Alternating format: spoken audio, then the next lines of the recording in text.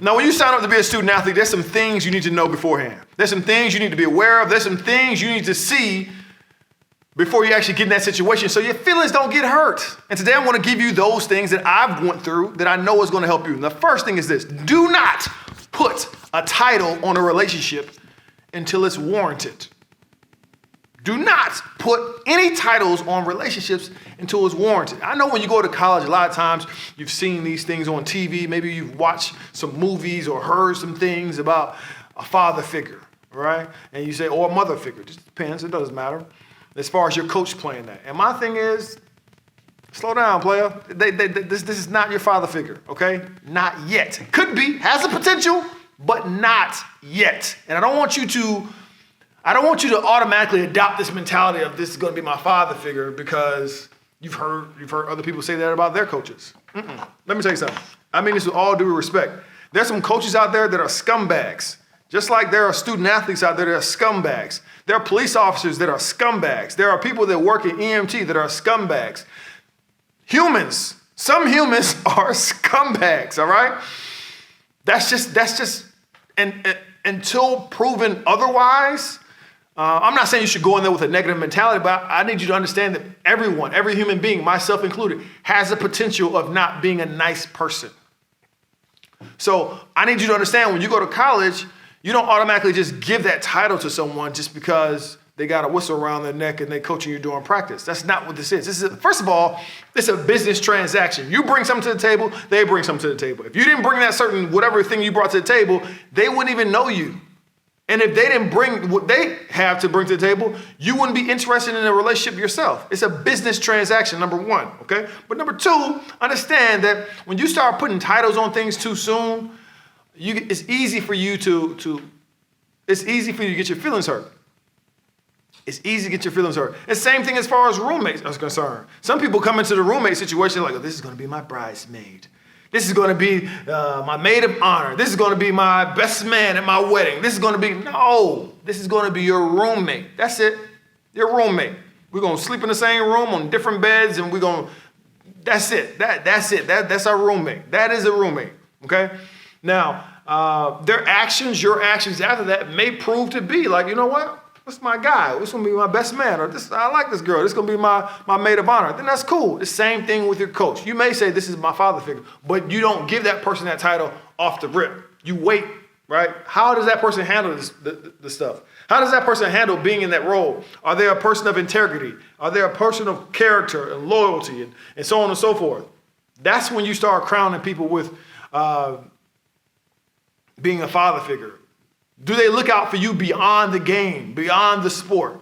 Do they look out for you even if you're not a benefit of the team at the time? Do they still look out for you? That's when you can start figuring out if that's a father figure or a mother figure for you. Second tip I want to give all student athletes is own and know your process. So some of you know I've worked at universities for almost 11 years now, helping student athletes be the very best they can be. And it drives me nuts when I see a student athlete go into a particular office. Let's say they're going to get their meal plan taken care of and they don't have their coach with them and they don't know how to do any of it because their coach has always been helping them throughout that process. What I'm telling you is I need you to own the process and know how to do that. Even if he does it for you or she does it for you, you still need to know how it all pieces together because it only helps you. It does you no good. It does you no good to allow academic advisors, coaches, whomever to do this stuff for you and you not know what's going on. Because I'm going to tell you what's going to happen.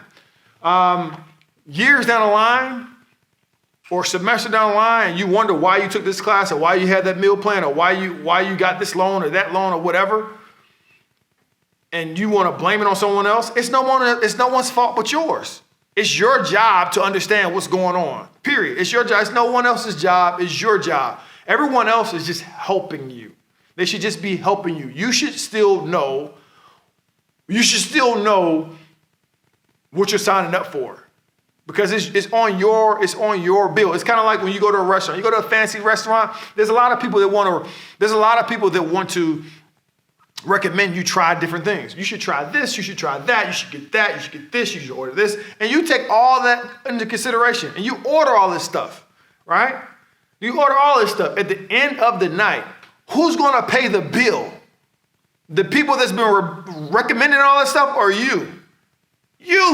You gonna be swiping your card. You gonna be signing your signature. They coming for your bank account, not everybody else that made all these doggone suggestions. Some of these people that's making these suggestions, you won't even know in a year, coaches included. Some of these coaches will be transferring the semester later, a year later, or you may transfer. Some of these academic advisors, admissions counselors, you may not even know these people. And this is no knock against them. There's no shade against them. All of them are great people, I'm sure. But what I'm saying is you got to have some extreme ownership over your process. You have to have some extreme ownership over what's going on. The same thing as it relates to your experience, your college experience. You hear that thrown around a lot. I got to have the college experience. I got to have the college experience. If there was anything I would tell student athletes or any other students, period, is understanding that you have to create your own experience. Your own experience, what that looks like for you. Don't feel gassed up on what your uncle said he did in college. What do you want your college time to look like? Like, what does that look like for you? Fill your schedule up with those things that you want to do, right? It doesn't have to include any extracurricular activities that you don't want to be a part of, i.e. drinking, smoking, doing reckless stuff. It doesn't have to include that stuff unless you want to include it. If you want to include that, knock yourself out. You're an adult at this point. You're 18 years or older. You can make those decisions and do it. This is not a channel that's telling people how to live. If you want to do that, knock yourself out. But I don't want the people that's on the fence about doing that or the people that don't want to do that to feel like they have to do it because that's the college experience, because that's just not the case. There are plenty of things that you can get into. There are plenty of things that you can do that doesn't require you to do that. And anybody that's putting pressure on you to do that, these are red flags that you shouldn't be around those people. Me, myself, I didn't engage in any of that at all when I was in college. I'm not better than anyone else, but I just knew that I knew how I wanted my college experience to be, and I didn't owe it to anyone to be uncomfortable because that's just what everybody else is doing, and you don't either. Number 3, and that goes into my third one, and that is keep the main thing the main thing. I'm not one of these old heads on YouTube trying to tell you that you shouldn't go out and have a good time. If you want to go out and have a good time, go out and have a good time. Whether that's a party, a kickback, a bar hopping, whatever that thing is for you, if you're into that, be safe about it, be an adult about it, plan beforehand so you're not in a compromising position, and have fun. But understand this, no matter where you're doing that or where you're playing video games or like if you're anything like myself and you go fishing a lot, whatever that thing is, keep the main thing the main thing. Understand why you're in college. Understand that the main thing has got to be the main thing. You've got a main thing. Everything else is just sides, okay? But this is the main thing, okay? This is the main thing. I have some time. If I have some time, I'll eat some of my sides. But the main thing is the main entree. I got to make sure I knock out this and then fill in everything else after that. My fourth one is to network beyond being a student athlete. One of the biggest mistakes I made going through college is I only conversated with individuals that were athletes. That's it. If you weren't shooting the ball, catching the ball, hitting the ball, being chased with the ball in your hand, kicking the ball, if you weren't doing any of those things, I probably didn't know you in college. Unless you made the effort to come to know me, I didn't fool with too many people that weren't student athletes.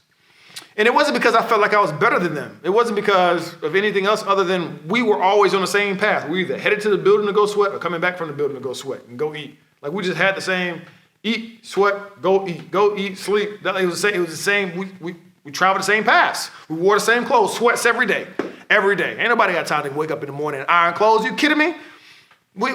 Every day, that's what we're doing. So we traveled together. We got hotels together. We ate together. It was easy for me to make those connections. But what I want you to do is to break out of that. I want you to break out of that and start connecting with people that have nothing to do with sports. Nothing to do with sports. Nothing to do. That means faculty, that means staff, and that means your peers. I'm going to tell you why this is important. You never know who these individuals are going to become once they graduate. Okay? That you would like to know. You never know who these people are going to become once you graduate, how they can help you. And because everything is just not about just give me. You never know who people that like you may want to hire or whatever field you want to go into as well. It goes both ways. People that can help you and people that you can help. But you don't know that if you're just staying in your comfort zone of being a student athlete. Furthermore, it helps you get more people at your games. So some of you are going to the Duke Center, North Carolinas, and Texas, where there's already a culture of people going to your games, and other people are going to smaller schools where you may have 12 people in your stands, and that's just the people on your team. You may not have nobody coming to your game, so what do? I've had people to come watch me play basketball that do not care about basketball, but they just care about me, and they want to support me. So making those connections from that regard and making sure that you can do the same thing for others. So you may not be into ballet, you may not be into theater or whatever, but making sure that you can be the same thing, the same support that you're offering, that you want from others, you can be that for other people as well. And my last one is this: pick a school that you would want to be at even if you didn't play that sport. Because there may be some rough patches. There may be some times where you're not getting playing time. There may be a time where you're injured and you can't do anything else. I want you to be able to still enjoy your time at that particular college, even if it had nothing to do with your sport. Are there things that you enjoy outside of the campus? I don't care if it's different restaurants or different, I don't know if you're into hiking, if you're into whatever those things are. Do you enjoy being at the campus and want to be an athlete, or do you just want to be an athlete? Because if you just want to be an athlete, I remember when I started off college in Utah, and I can remember guys coming from bigger cities that looked at playing at Price, Utah as being in jail. Like that's how they talked about it. Like, I just got one more week, I just got 2 more days, or I just got 2 more semesters of this, and I can leave.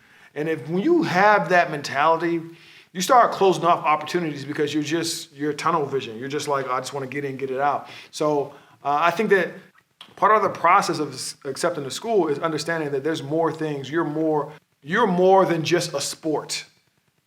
You're more than just a particular sport. So understand that, and you'll pick a school that's best for you.